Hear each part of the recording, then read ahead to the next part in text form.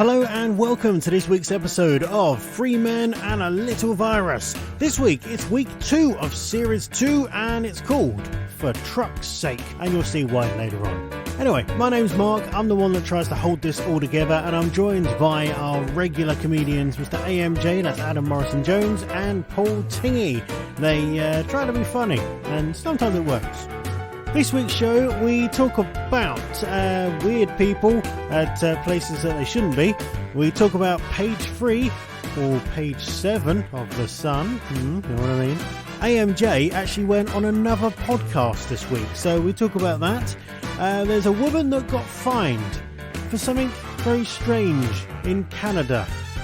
We talk about the favourites in the family, and Dave the Elephant has his very first story time.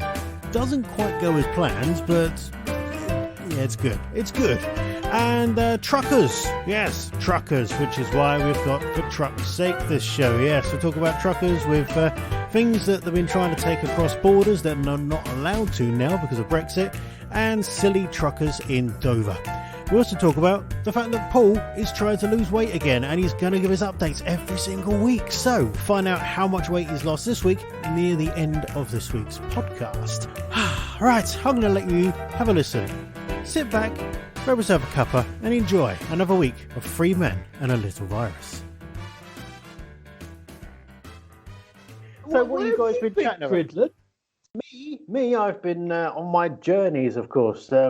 Normally, I get back home and I get to record this after Sarah's finished work, but she's doing some overtime this week, all because her nasty bosses have given her some overtime. But in order for her to be able to do the overtime, I have to drive her all the way out to a little village near Canterbury to a medical practice.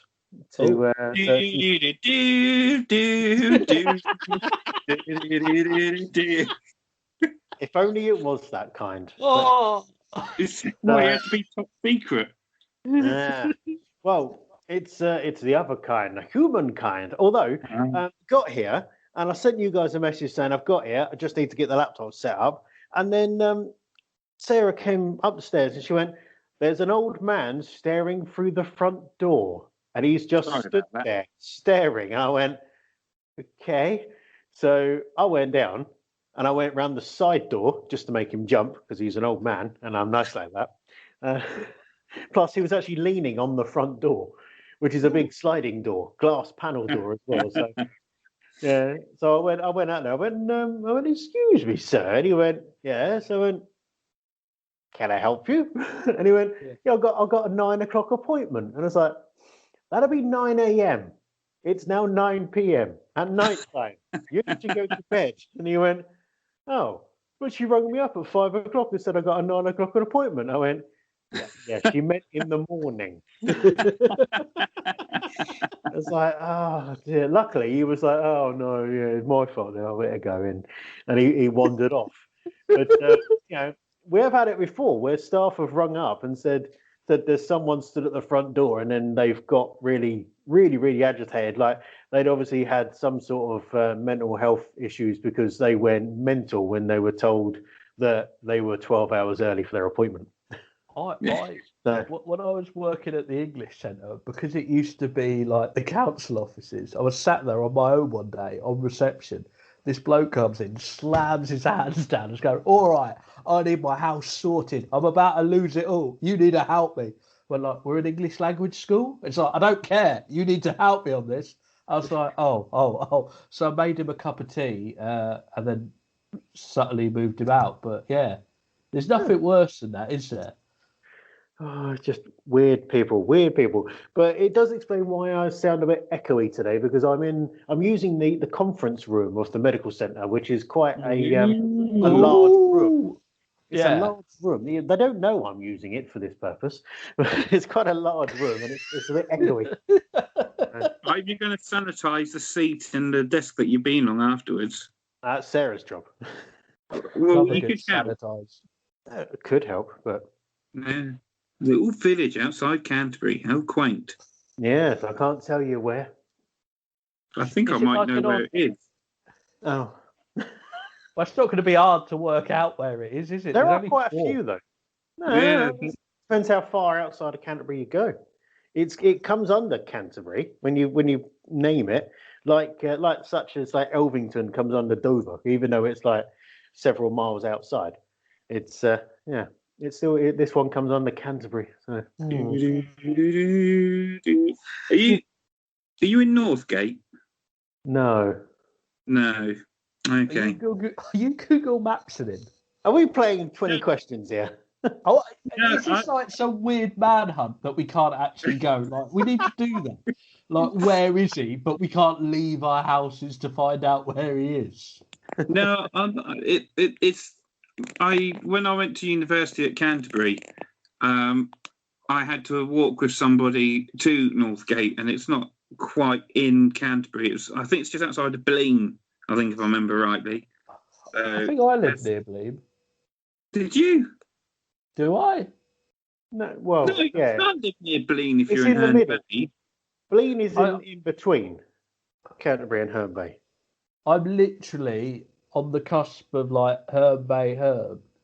You probably get on the bus to go to Canterbury from Herne Bay and go through Blean. I probably do. I just like the name Bleed. Bleed. Not bleed. How you bleed? How you bleed? I bleed fine. That's racist. Yeah, Don't be racist. It's not racist at all. That was Is how it a fact? everyone in Bleed talks. It is a fact. Really? Nice. Dave O'Flynn lives in Blean, and he doesn't talk like that. He does. I've heard him. He does. Hello, I'm Dave O'Flynn from Bleed. That's him. He does the voice of Rastamouse, doesn't he? That would make my day. Oh dear. So how you guys been anyway? Yeah, good. I wrote down things to kind of talk about because I'm trying to be more organised. Like this year. It's only taken a year. It's taken longer than that. 7 years. He never turned up to the radio show organised either. No, I remember once I found a story in the Sun newspaper, so I cut it out, put it in my jacket pocket, got to the studio, and was like, right, I'm going to read this story, and then realised I'd put another coat on. And I think that was the most organised I'd ever been. Genuinely annoyed at myself for that as well. I go, right, lads, oh, bugger. See? And it was that coat pocket that you had the third page of the Sun in. Yeah, exactly, which was very awkward. Never got that crossword. That seems like a distant memory, doesn't it? Like page 3 used to be such a normal thing in society. Like, Yeah, and not now anymore. you say it. It's not. It's just gone. Yeah. See, now it just goes pages 1, 2, 4. This is it. There is no 4. It's like... Didn't they do page 7 for a while? Topless men, or did I dream that? Or is that just one of your newspapers? Topless men. Yeah, I'm sure. Because when they was trying to appease originally about not doing page 3, they went, we'll do a topless bloke, page 7. I think it's page 7, page 8, and then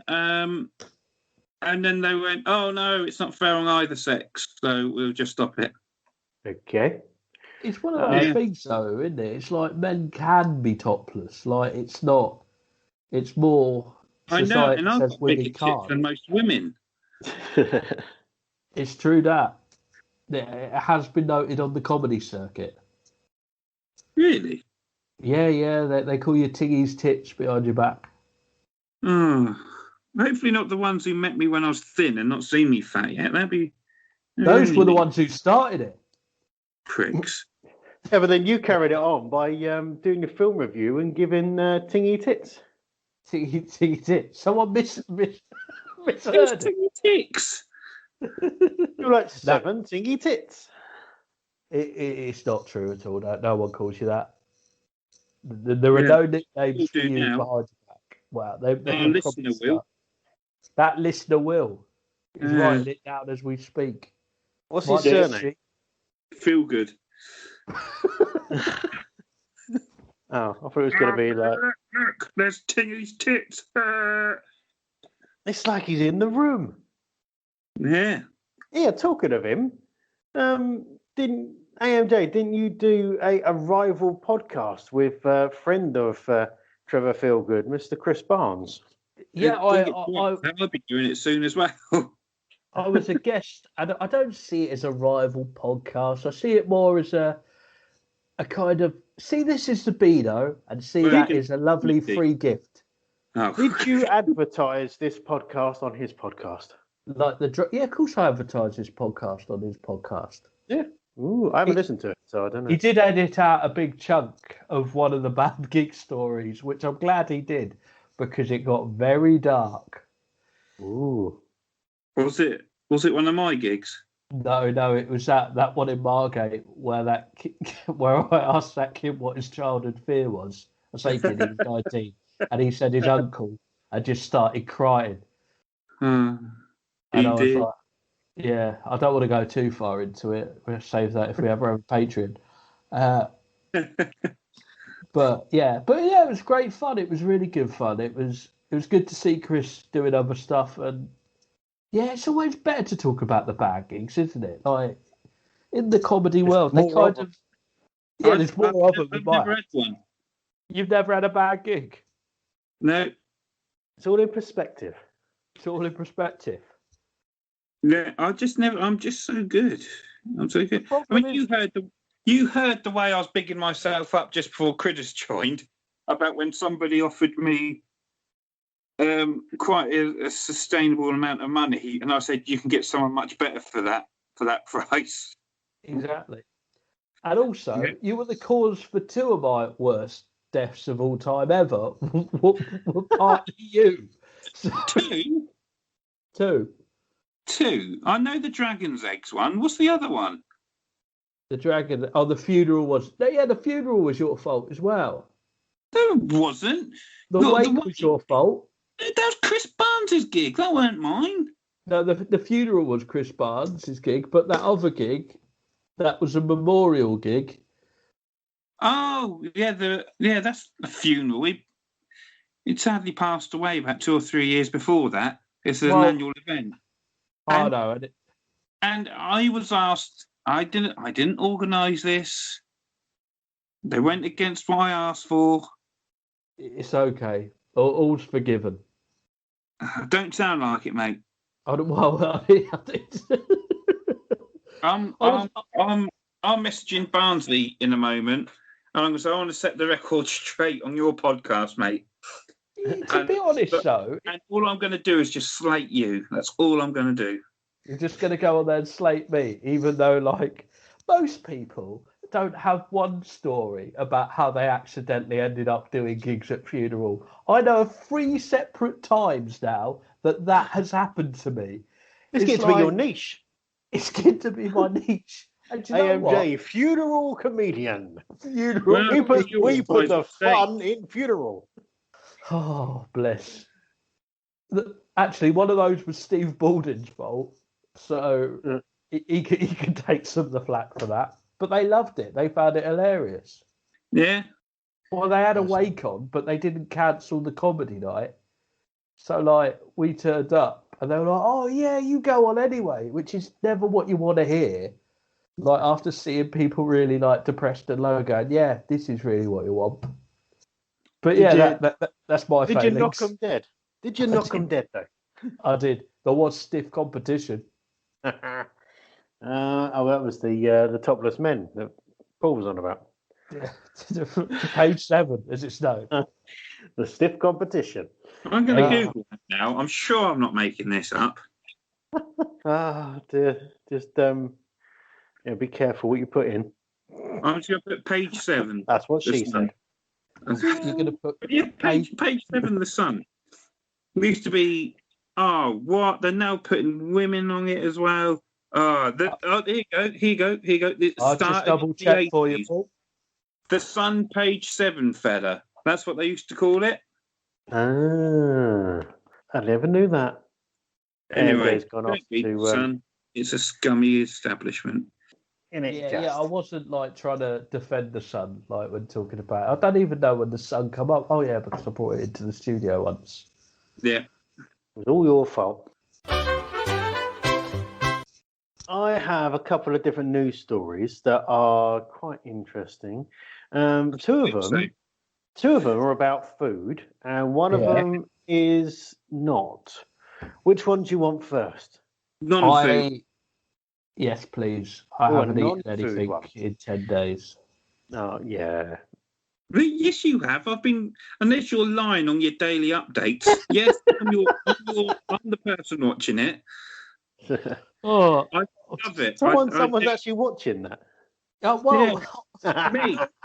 no one bloody likes it. Like I keep I've you liked, like 2 I've liked likes. everyone. I've liked Oh, everyone, mate. you've liked 2. I'll go. I will backdate my likes. Thank you. That's a kind of Every single one. Maybe the ones I didn't like because I thought they was a bit tedious, but never mind. they're 2 minutes long. How can I be tedious in 2 minutes? Have you met yourself, mate? I have, unfortunately. That's why I'm trying So- to lose bloody weight. Sorry, Andy. I'm being mean. It's all right. Right, anyway, with all this COVID regulations going on, we've got lots of different lockdown regulations that we've got to abide by. But in Canada, they've actually got a curfew system in place. So Yeah. in Canada, you have to stay indoors between the hours of 8 p.m. and 5 a.m. in a bid to halt the spread of coronavirus. However, dog walkers are allowed to be outside during this time as an exception to the rule in case the dog needs to go out for the poo Poo. or something. Yeah. I don't know, but yeah. So yeah, dog walkers are allowed outside of that. So a woman in Canada has just been fined. It's 1,546 Canadian dollars, which equates to about 890 quid for being outside during curfew. But she claimed to have a very good excuse. Can you think what that excuse might be? She didn't have a dog, but she needed a poo, and her toilet was blocked. Very close. Very She close. was confused because she thought her turtle was about to come out of hibernation.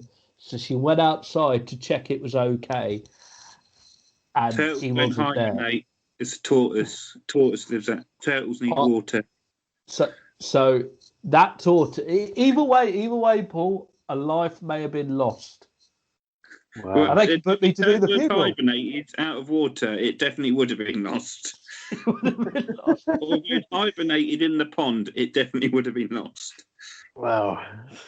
Had she got off the bus, got home, sat down, started typing away at her computer, poured herself a cup of tea, had a bit of relax, and then it was bedtime. So she went to bed, was about to put her earphones in, realised she hadn't got her earphones, and she only had one wireless earbud, thought, oh, it must be outside.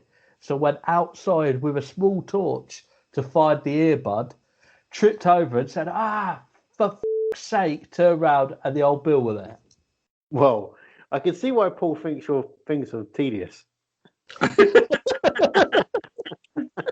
And it's the wrong answer. You know what I was thinking then, Critters? What? I was thinking I thought I'd finally made it onto Would I Lie to You?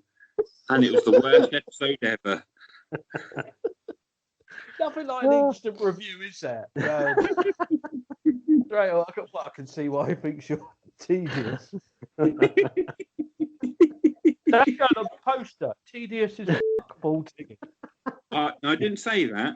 And don't get me started on your posters, because I've given you loads of lovely stuff to put on your posters, and not one of my quotes have made it on there. But Yes, you same still here. use the Stephen Mulhern one. You still use the Mulhern one, and it's not even that good of a quote. It's weird though, Paul, isn't it, that I'd go with Stephen Muller whilst trying to sell tickets to a show. Yeah, it is. It's not. This is a great one. Danny Hunt said so good. He made me wet. Danny Hunt. Who's Danny? He's a bit of a fella. He's a bit of a. Who's That Danny man, Hunt? Who's Danny Hunt? he's a magician. He's worked with David Blaine and he worked on the original series of Sherlock and working out how all the illusions would work. Wow, that's going to bring the punters in on your comedy poster, isn't it? What was your quote again, just for the listeners at home or the readers? I've given you at least a dozen quotes now to put on posters. I mean, the kind of quotes you're looking for really are, "I'll do your path for 500 quid." Most promising act on the circuit at the moment was one of the nicest things I've ever said. I thought that's definitely getting on the posters. You put on there, no. You can even put stand and deliver. You don't even have to put my name. Oh, I didn't know that. Yeah, I put that on. Yeah, loads of people have used my quotes on their posters, including Edinburgh posters. One of them was a nominee for Newcomer Awards a few years ago. And you doing your little tin pot backstreet Bath ones. Oh, I'm going to put Danny Hunt on there because everyone knows who he is. When he says most promising act, he means what the next line is, but he hasn't delivered yet. Tedious. That's what I mean. Most tedious fucking snobby I've ever met. 5 stars. Ah, dear. Not as long as most shows. Yeah, deep down. And that's what she said. I take that back. I actually quite like Danny Hunt. I've met him a couple of times. He's a really nice guy. He's a lovely guy. He won Wizard of the Year 2 years running. Harry was livid. He really was. So he's not even a real wizard. Either are you, Harry. You're fictional. Get out of my house. Right, anyway, back to this news story. Neither of you got it right about why this woman was outside. Was it? Go on. What story are you going to give us? Why she was outside. So she was sat in her house, and then she looked at the moon and realised it looked really big, like she could hold it in her hand. So she left the house and was trying to literally hold the moon in her hands, and the police stopped her. I think you've given me a clue for the right answer, MJ. It's not Shania Twain. The moon came out and she thought she was a werewolf, so she jumped through her window naked and started howling. Close, but no cigar. She was actually, even when the police challenged her, she claims that she was walking her dog. Yeah. Do you know what she was walking? And it's not a turtle or a tortoise. No. You know what? She had a leash on and she was walking down the road. Oh no, I know this. I saw some kink shaming. It was a man. Yes, it was her husband. She put her husband on a lead and pretended that he was a dog so that she could get around the dog walking rule. But the police in Quebec kind of figured out that he wasn't quite hairy enough to be a dog. And a bit cool. Yeah.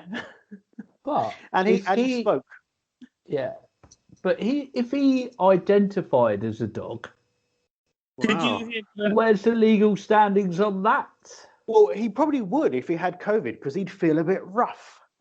Hey. But he didn't.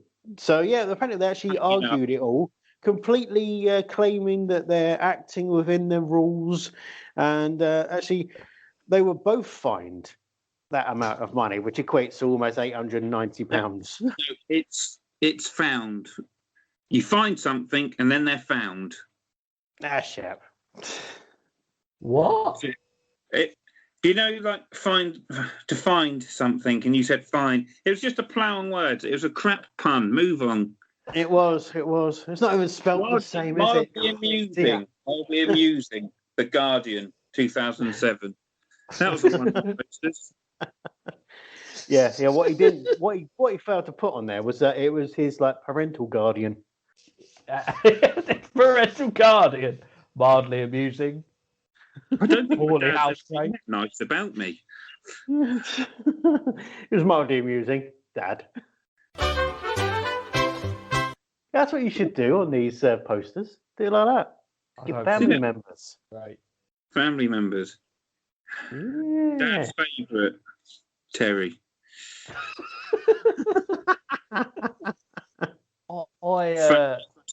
Alan. Are your family, Paul, obvious of who the favourite child is? No. Although the other three will disagree and say it's me. Would they say it was you? Yeah. Mark, you the favourite? Probably not. Although probably am actually, yeah, because I'm the best. I'm definitely not the favourite.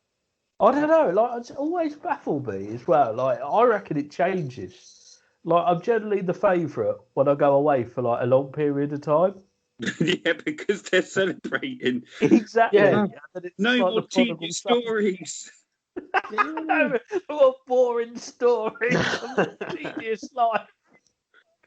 Paint dry Jones. Can you I'm the can you eldest. remember when he was touted as the next promising thing? No, he can't. Why is that? Because it was never put on his poster. Oh, are you the oldest, Mark? Yeah, I'm the oldest. I'm the oldest of the three of us. So me and my two brothers. There's 6 years between each of us. 6 years between me and the next one, and then 6 years down on from that one. So yeah, so I am the oldest. So whereabouts in the pecking order do you guys come? Jay, where do you come? I am big brother. I'm young I'm the brother. old. Yeah, and there's 4 years in between all of us. There's, Just thinking this out actually. AMJ, your parents waited until each one was at nursery and then got busy. Yeah. See, at least my parents waited until like we was at school for a year, and then my mum would go, "Bored now. What's something else to do? Give me another kid." oh, I'm bored now. Let's do it. Yeah. Is that how it works? I'm bored now. Well, obviously, look, this is in the olden times, of course, when you had the stereotypical housewife and the man going out to work. You know, it's not like that nowadays. Not in modern times. You know, you'd both be out working, or you'd get a house husband and things like that. But yeah, when it was the stereotypical housewife and man going out to work, then yeah, by the time like why's the mango going to work? Well, the mango got to work. Fruit out to work. Yeah, why not? If I could have got away with it in previous jobs, I'd definitely have sent a mango in instead of me. Actually, got the same personality as you.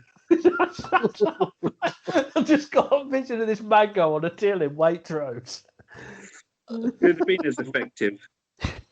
Probably a wood towards the end of it. Oh, memories. In our household, between the oldest and the second oldest, there's 3 years. And then to the next brother, it's 6 years, and then 3. Blimey. Yeah. And that's why your parents. That's why your parents are in their 80s. No, they're not. They're in their mid-60s. Well, when I have kids, I really want them to be born quite close together. So what you want is twins. That'd be the dream. One of each. Put in order. Put in the order now. Just done. Let's bring up the stalk, people.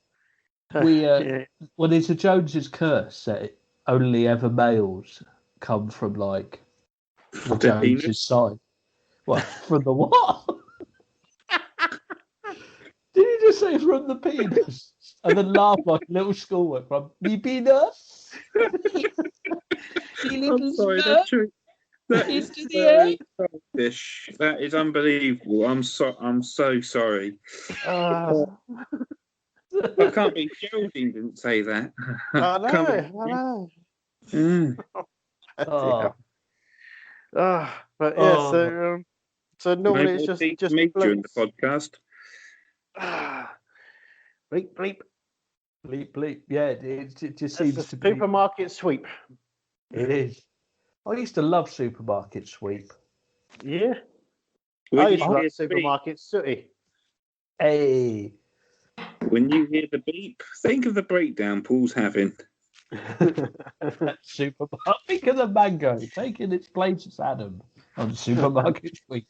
You could get away with it. Just put some ginger hair on top, it'd be fine. No one would know. Like shave the back of it so it's got a ball patch, should be fine. That'll work. Oh dear. So last week you suddenly threw it upon me that Dave the elephant was supposed to be doing some sort of story time, but how is that going to work when we don't have any children listening to this? Wow. Because AMJ is going to teach me all about how Dave can learn from these stories, and it's going to be adult for everybody. So adults alike can learn from these beautiful Aesop's fables. Are we starting that this week? Yeah. Well, Dave's here waiting to do it. Oh, is Dave He's got a here? bit of faith. Oh, well. I will open up the book. Oh. Oh, is it time, Paul? Is it time I can speak? Yes, Dave, you can speak, but remember, let AMJ tell the story, and then you can ask questions at the end. Oh, don't interrupt her. I'm not like you. You've been really foul-mouthed tonight. Oh, I hope everything's okay, Paul. It's all right, Dave. I'm just a bit tetchy tonight. Oh, don't be tetchy. You've got nothing to be tetchy for. You've got a lovely wife and 2 lovely children. You've got a roof over your house. Put a smile on your face, Paul. You've got a roof over your house. And stop being... Yeah, he's got a roof over his house. There'd be no good having a roof over his head when he's in the house, because you can't open umbrellas up inside. Those are the roofs that you take outside, and then that becomes your roof over your head to keep you dry. You need a roof over your house, otherwise you're going to get wet. Dave. I think your story is getting a bit irrelevant now. I don't get it. So anyway, how's the fundraising going actually for the visualization of Dave the Elephant? Wow. Oh, you won't believe it. You will not believe how much we've raised. I think I will believe how much you've raised. Wow. There's been a slight snag on the fundraising front. You ain't done the video yet. You ain't done the video yet, have you? No. But once that's done, my bit for the video. we don't know what we want him to say yet. And what you need for that video for Dave the Elephant is a Dave the Elephant visualization tool. Yeah. Yeah. Which is the one thing the video's meant to be raising money for. So there's a lot of flaws in this. Yeah. We've already raised the $500. You don't need to worry. Have we? Yeah. I found 3 bank cards. Nice. Whose are they? Mr. P. Tingy, Mrs. Z. Tingy, and Mr. G. Tingy. Yeah, you ain't going to get any money out of them. Oh, I don't know. Paul's dad looks a bit rich. Actually, You're smells a bit rich. Oh, maybe that's what Paul meant. Yeah. Oh dear. Right. Anyway, so what's this story time? How's it happening? What's going on? I'll leave it in you two's capable hands. Oh, thanks. Thanks for trusting me. it's all right. So what we've decided to do is, for all the people in the world in these COVID times, we've decided to restore faith in humanity. Isn't that right, Dave? That's what we're doing. So the best way we thought of doing that was reading some of Aesop's fables. Oh, I love Aesop's fables. Well, you're in luck, Dave. Partly because we don't have to give him any money because he's dead. So, are you ready, Dave? Are you ready to help me? Yeah. You sound really unsure there, Dave. You okay? You sound like you've fallen down a well. I almost sneezed. Oh, bless you. You can't sneeze, especially in these times. So, this is a story about a tortoise and a hare. Oh, tortoise and hare. Marvellous. Have you noticed it's not going to be a swim, but was it be turtle in the hare? No, it won't. It's definitely the tortoise and the hare, Dave. So, thank you. Because the rabbit would, the hare would drown. It would drown. And so, a hare was making fun not of... on your head, is it? No, I haven't got any hair on my head, no. A hare was making fun of a tortoise one day for being so slow. That's really mean. What's doing that for? Well, he's just a bit of a mean hare, Dave. You get some of them smart-ass hares. But all the hares I know are really nice. I feel like this is the media trying to turn everybody against the hares. Yeah, but do you actually know any hares? You are an elephant. You come from Africa. Of course I know hares. Name two. Name two hares right now. Billy and Brian. Billy and Brian Hare. Oh, and where do they live? In their burrows, in their dens. And you're a bloody elephant. Like, how do you get into a burrow or a den? I'm 2'2". Yeah, but they're still bigger than right. Hares can grow up to 4 foot in Yeah. length. Not in this country. Yeah, they can. No, they can't. They can't. I went for a walk, yeah, and there's a really big hare. He must have been at least 3 foot. He was half a foot taller than me. And I said to Brian, "Who's that?" He went, "Oh, that's Charlie. He's tall." Oh, so another one of your fictional hares that you're just making up willy-nilly. Beg your pardon? You heard me. You've never seen a hare in your life. I have. I've seen 5. There's Fine. Billy. Well, that's gone up from the previous one. No, that's the big one that I saw. I know Billy, Brian. They're 2 of my favouriteest friends. And then there's Charlie, the big one, who I don't really know. I just saw him. Said, "Who's that?" They said Charlie. I said, "Oh, hello, Charlie." And he looked at me and then hopped off. And then I saw David. And I went, "Oh, there's always Right, mine." Never seen any hares ever in the entirety. I'm trying to read a story here. I'm trying to save the nation. And every time I start on this, you keep cutting in with some stupid harebrained scheme that wasn't a pun about hares. You've not seen a hare. You've ruined the story. It's absolutely I'm fed up on this. I'll tell you something. The tortoise got nowhere. The tortoise got in front for being slow and steady. I wish it would have been the hare. It could have kicked your bloody ass. Wait. Why did the tortoise get in front? Why did the tortoise get in front? Well, Dave, before you started interrupting and telling the whole world about bloody hares and every rabbit under the f***ing sun, I'll tell you why that happened. What happened was he was slow and steady. And I like to answer questions, but how did the tortoise get in front of the hare? How did the tortoise get in front of the hare? How did the tortoise get in front of the hare? I'll tell you how the tortoise shot him. What? But tortoises aren't violent unless you try and nick their lettuce and carrots. You don't exist. What? You what, MJ? Next you thought they were the free bears. I know a tortoise. You don't know a tortoise. I know the 3 hares. I know. That sounds like Paul's scalp. But I know a turtle. He's called Edward. He lives in Paul's front room. He's not a turtle. You don't know. You live a charm. You are a middle class elephant. No, right. You 2 are going to get a photo of Edward sent to you at the end of this podcast. He is actually telling the truth. I do have a turtle called Edward who lives in a tank in my front room. Do you know what's really worrying? I forgot you were there for a minute, Paul, and that really freaked out.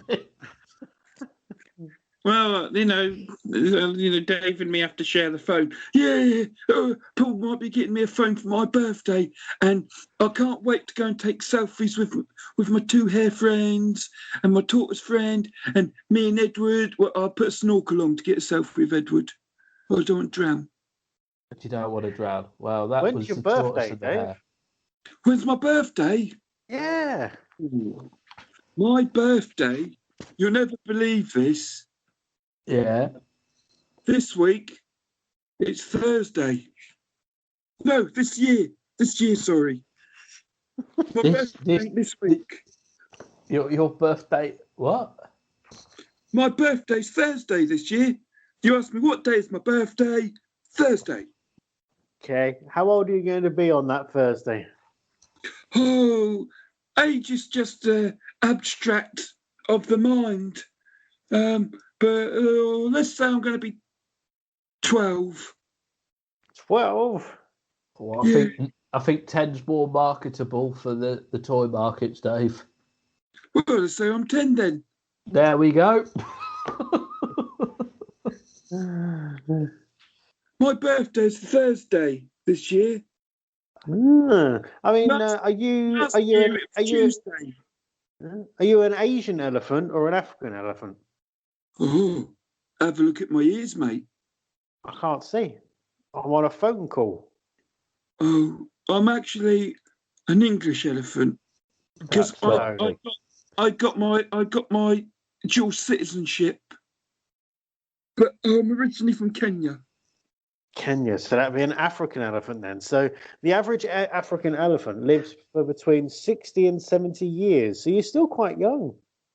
Yeah, that's why I'm so naive.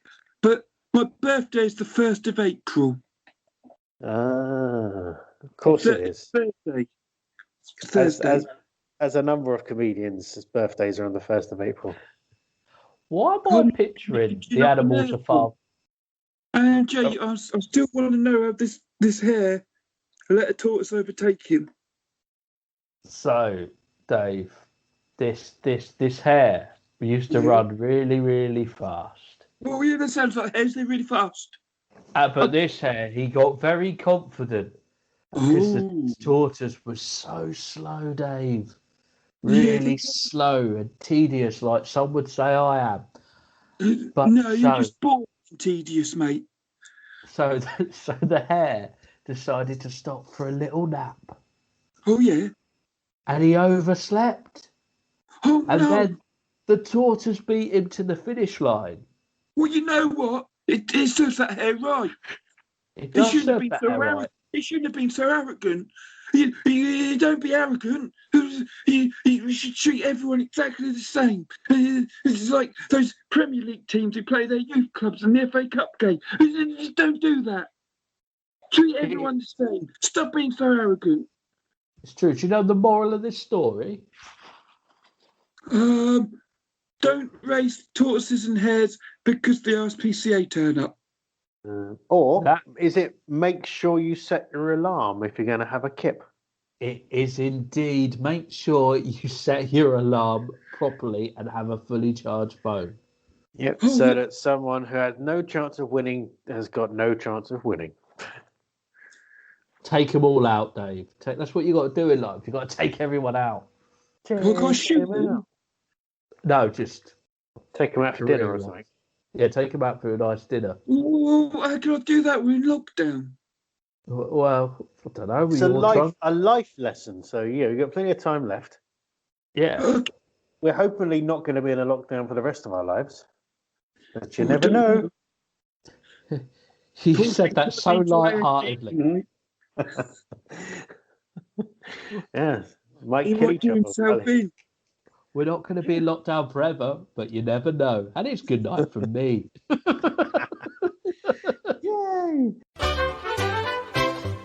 Talking about lockdown, actually, not only have we got all this coronavirus stuff, we've got Brexit going on as well, which is even more fun, especially for us living in Dover. Especially when you work for food manufacturers. Yeah. So we got all this lot going on. Chaos in Dover and all the surrounding areas with the traffic getting through the port and stuff, and having to do extra tests because of coronavirus on top of what they would normally do with Brexit. But do you know, there was an interesting, I found it quite funny, this news story that happened. It was actually at the Dutch border following Brexit about a lorry driver. This lorry driver who got very upset, all because he had something on him that, with the new Brexit rules, he wasn't allowed to take across the border. Now, AMJ, what was it? Something he could have. I'm going to go with. He used to be able to take it with him, so used to have this certain thing with him all the time. But now he's not allowed to under the new Brexit rules. Is it a Galaxy Dark Mars bar? Ooh, no. Didn't know this. I read this story. Well, then you can't have a go. Paul, do you know? I'm going to guess. To Holland, you say? Yes. The land of Amsterdam? Yes. Let's go with drugs. No, you weren't allowed them beforehand either. A bicycle? No, they got unicycle. Oh, I know. Why is Paul and AMJ not getting the answer? It's been on the news everywhere. They're really frustrating me. It's like when I watch Mock the Week and they give silly answers. Yes, they do that. But what? They're there to compete. They're like the hare. They're getting too cocky for their own boots. And then Dennis gets in and gets all the points. Well, they are comedians. They do get too big for their boots. Did you just refer to him as Huge Dennis? He's quite tall. Huge Dennis. Or is he on about page 7 again? Page 7. If it's Huge Dennis. Hello. I feel like you're taking fun of me. We only do it because we love you, Dave. How much do you love me? 7. Oh, I like that number. I'll take that. It's a good number. 7? 7! That's my Len Goodman impression. I would do mine, but I'd shout and there's houses nearby, so it might upset them. Anyway, the one thing that this lorry driver could not take across, and it was actually filmed as well, so there is footage so you can watch. What was it? Can I say? Go on, him. Peanut butter. No, I'm only joking. Ham sandwich. Yes, a ham sandwich. Because under post-Brexit rules, you cannot take meat across the border. So, Well, in all fairness, there's always been a rule in EU countries you can't bring in meat from non-EU countries.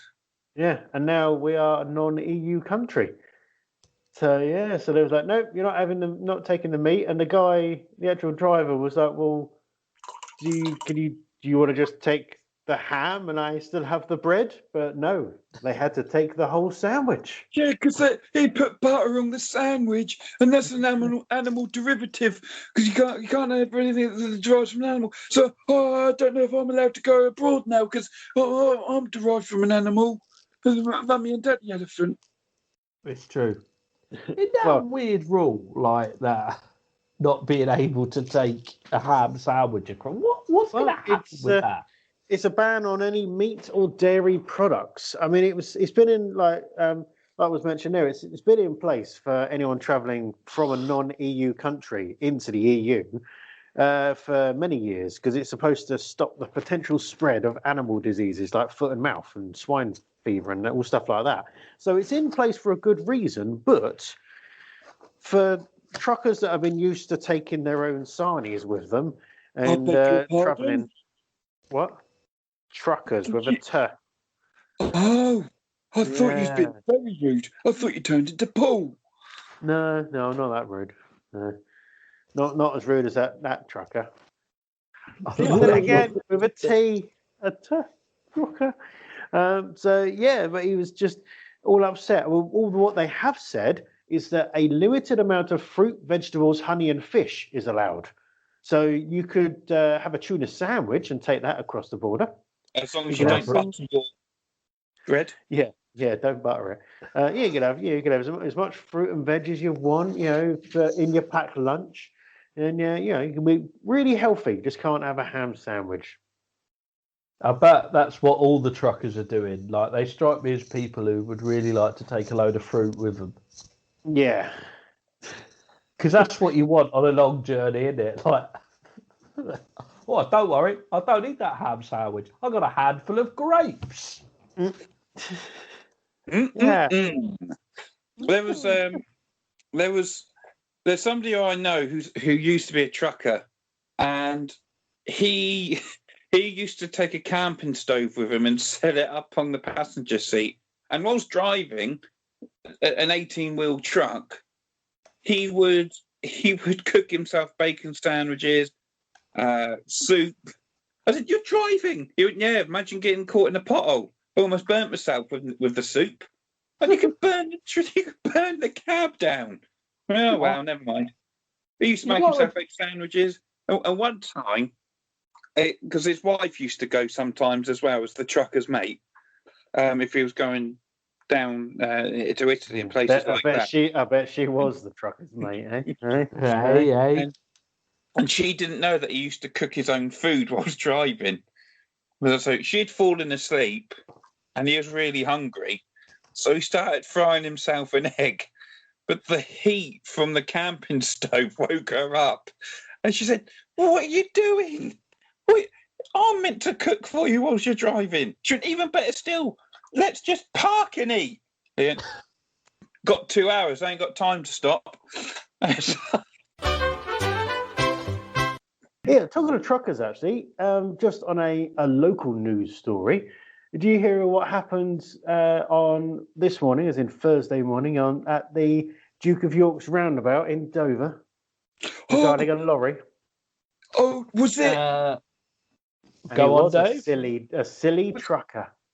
Was it that I was chasing my friend Timothy Shrew and we caused an accident? No, it's not that. Well, I'm glad no one knows about that then. I'm so glad we're in the clear. No, it was obviously the police are all around the place making sure that the lorry drivers don't just park anywhere at the moment, because you have to be parked in a specific place and make sure you've got all your COVID checks and all that stuff done.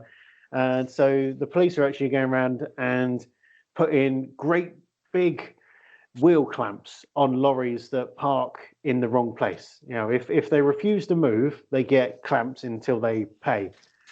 So what had happened was, overnight last night, a lorry had parked in the lay-by at the end of the Doverdale Road, which isn't really a lay-by. It's just like a edge on the side of the road. There's a bit of hard standing. He'd parked there, and apparently the police had told him to move, and he said, "Nope, can't because of me hours." So they put the clamp on there. And then this morning, the truck driver decided that he still didn't want to pay the fine, so he tried driving off With the clamp on. What with the clamp on. So these clamps, especially on lorries, are massive and metal. And most of the bodywork on modern lorries are fiberglass. Yeah. So it kind of destroyed the whole front corner of this lorry while him driving away and actually onto the roundabout. So it made a big mess and had to wait for recovery trucks to turn up. So yes, he was a very silly trucker. And Timothy and me get away with it again. I mean, no. Did you know what, though? How does that work on the hours? Because I remember, like, when working with the foreign kids, like, if, like, a coach driver goes, like, a minute over, you have to pull over. Yep. Yeah. And Yeah, it's so strict. Oh, yeah, it really is. I mean, they have actually relaxed the rules slightly during all this pandemic that's going on at the moment, just to try and get produce and products around the country and across Europe. So they have extended the amount of hours that truckers can work, but you still got, it's still very strict on the limits. Yeah, very strict. One of the best moments ever, and I found this hilarious. Like the coach company turned up. I won't tell you what they're called because they're not going anymore. Is it one that Carol Peters? Oh, that company. I know the owners, but so this is it to a T. It was 10 o'clock in the morning. I got on the coach. The coach driver's there. Like, "You're all right? Yeah, not too bad, fellas." Like, we're driving. We're leaving Broadstairs, and then we get to Manston. He's going, "Right, I'm going to have to pull over and take a 45-minute break." I went, "Why? We've just left now. I've already done a run this morning." So, what do you mean? Why did you just stop before leaving? Like, driving like 10 minutes down the road. It's crazy. I went to like wait in McDonald's, but they were great. I miss the old coach drivers. Yeah. I miss the free food as well in certain what they called service stations. Service stations for free as well. That's a nice little perk, wasn't it? I miss that from when I was a coach driver, and but then that's probably why I handed all my weight over to Paul. Yeah, you got some weight. So you're a coach driver in training, Paul. Obviously, I didn't pay for a flight for months. It was brilliant. What? Hold on. I'm just going to start. I'm going to find myself a coach. What? Well, no, I'm not going to, because You know what? This year, I'm taking it seriously for losing weight, and to prove how serious, I'm going to announce every week on the podcast how much weight I've lost or gained. And if I gain, I need you two to be viciously harsh towards me to put myself back into place. But the So first we week can of go, January, oi, Tingy, lose some weight, Tubbs. Go on, Tingy tits. Why am I picturing you being weighed on like massive scales by the town mayor and everyone gathering round this moment in my time? I'm going 2 pounds. It'd make me lose weight a lot more, I'll be honest. Do you want to? Well, do you want to join the Fat Boys Club? I did say yes when you invited me. Well, so So far what it's is just it? us. But just like your quotes, just like my quotes, they don't get anywhere near anything that you do. All right. I'll start up a Facebook group and like we will message each other words of encouragement and Yeah. nice stuff to get each other through it. But You Mark, got you it. up for it? I will join. Not I will just- join and put pictures of kebabs and things like that on the group. And you I can suck remember- my balls. About 10 years Chocolate ago. salty balls. Chocolate salty Yep. balls. We formed a group called the Fat Boys Run Club in Dover. And I remember it was going really well until we decided to run uphill one day, and then it kind of fizzled out a bit. But that was quite good. Was that the inspiration for that film? Run, What, Fat Run, Boy, Fat- Run. Yeah, exactly. They saw these fat men running up a hill and thought, you know what? Let's get someone who isn't fat to play a fat man. So Yeah, that always works. It really annoyed me when he got cast as that because, especially So- when Nick Frost was available. yeah, exactly. Yeah. Like someone who was actually fat. Don't make a film about someone being fat and cast someone who isn't fat. It's not fair. There are plenty of fat actors out there wanting work. They're hungry. Well, not that hungry, but they're hungry for gigs. They're very hungry. Very hungry. So Hippos. so do you want to know how much I've lost this week? Yes. 9 lbs. Really? Yeah, £9. Whoosh. Well done to you. Thank you very much. What did you spend that on? A McDonald's? I made sure I said LBS, so you couldn't make a joke, but you still done it regardless. Yeah. But anyway, it's Burger King. Tenacious. I lost £5, but yeah, man, we'd do it. We'd do it. I'd Well just done. say 20. Hold on. Don't just put that as a throwaway aside remark. Say that again, MJ, and say it prouder. I lost £5. Well done. Well done. Thank you. I really lost feel 20 uneasy at this niceness. I lost £21 at McDonald's on the way over here. Oh, Buying the man. whole family of dinner. Did you have the katsu nuggets? No, I'm not that brave. Oh, they're good, man. Although I did try the spicy vegetarian wrap. How was that? It was nice, but obviously made with a lot of peas because it was very pasty. Ooh, So yeah, I wouldn't have it again. pasty peas. Anyway, talking of food, I've got one more news story, and then we're going to have to wrap up shortly because I know Sarah needs to get into this room and clean it, the one that I'm actually sat in. There is a takeaway in Workington, Cumbria, which is just created Britain's most unbeatable burger. The burger itself, with all its trimmings, weighs 2 stone. Bloody hell. It has enough calories to feed the average person for 2 weeks. So that could feed me for lunch. Possibly, Yeah. yeah. If you can eat it all in an hour, you get it for free, but it contains 30,000 calories. Which is How long can you eat it in to get it for free? an hour. An hour. You will either die trying, or Just die. it'd be like that Simpsons episode when he has that really long baguette that he keeps for weeks. Oh yeah. It just keeps coming up. Yeah. Well, there's 24 pounds of beef just in the burgers, and it's the equivalent of about 56 normal sized burgers. Then, of course, topped with mountains of cheese, 20 slices of bacon, comes with a side of fries, and of course the massive bun that it's held inside. And the salad at the bottom, of course, to make it healthy. Yeah. Why not? Yeah, the burger weighs 11.4 kilos. There you go. That's it. It's on I've got a picture of it on scales. I don't think anyone's going to be able to do that somehow. Not even when Adam from Man versus Food was at his prime. I don't think he'd be able to do it. No, he's really skinny now, isn't he? He is, yeah. He's but when he was in his full-on food eating, competition eating, he would. I think he'd struggle. I don't think he'd be able to do it at all. Although it's not bad price though. If you don't manage to eat it, you still get a lot of food for 30 quid.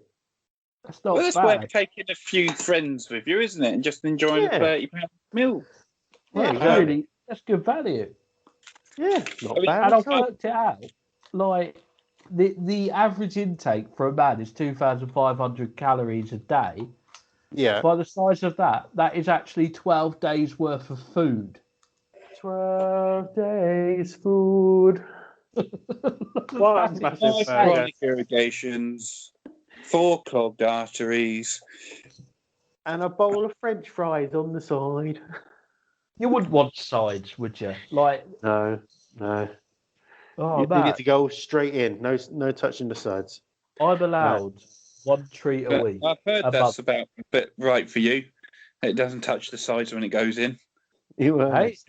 The cleaner has arrived. Oh. Do not speak about your wife like that. You need to stop being so misogynistic.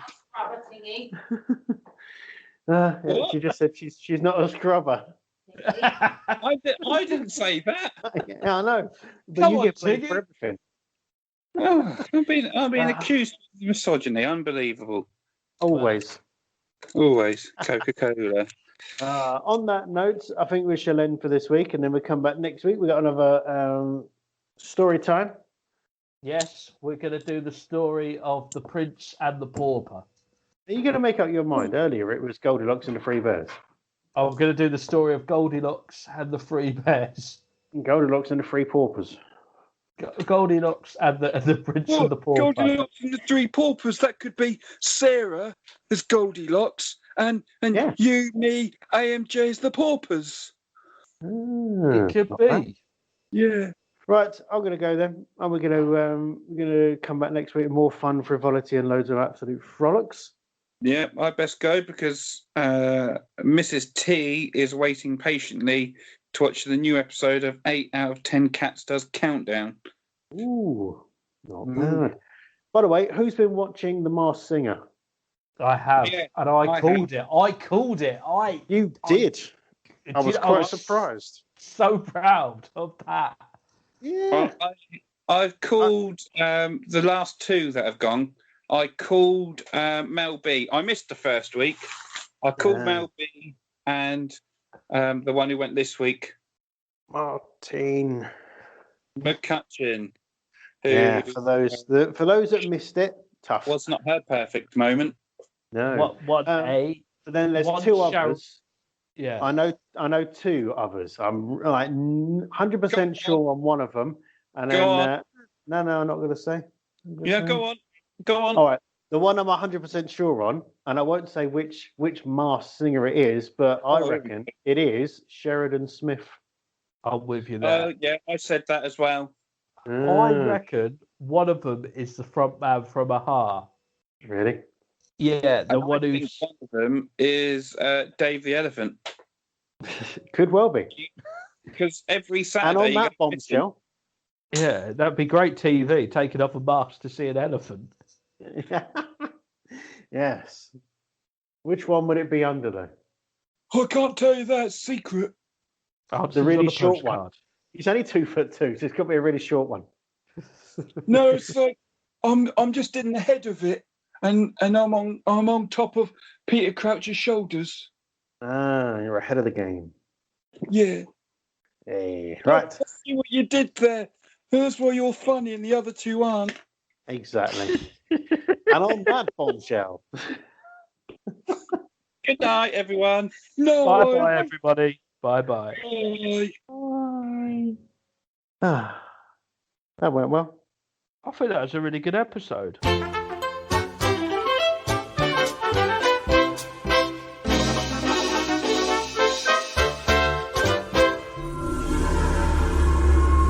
Musical Insights.